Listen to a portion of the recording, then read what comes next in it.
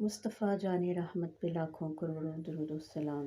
بسم اللہ الرحمن الرحیم۔ السلام علیکم ورحمۃ اللہ وبرکاتہ۔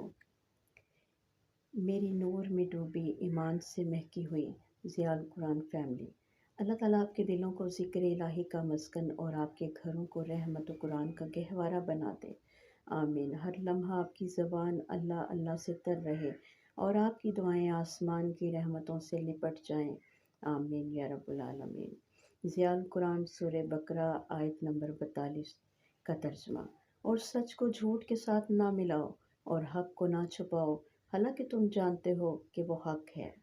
تفسیر: یہ آیت اہل کتاب کے لیے تھی مگر پیغام ہم سب کے لیے زندہ ہے۔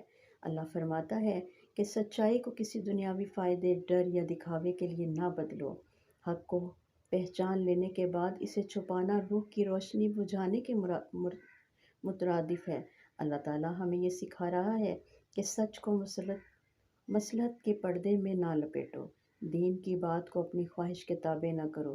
جو حق تمہارے سامنے آ جائے اسے قبول کر لو، چاہے وہ تمہارے خلاف ہی کیوں نہ ہو، کیونکہ سچ وہ چراغ ہے جو دل کو اللہ تک پہنچاتا ہے، اور جھوٹ وہ دھواں ہے جو روح کو اندھیرا کر دیتا ہے۔ استغفر اللہ۔ عملی پیغام یہ ہے کہ اپنے قول و عمل میں سچائی کی بنیاد بناؤ۔ جو بات دل کو اللہ کی طرف لے جائے وہی حق ہے، باقی سب فریب دنیا۔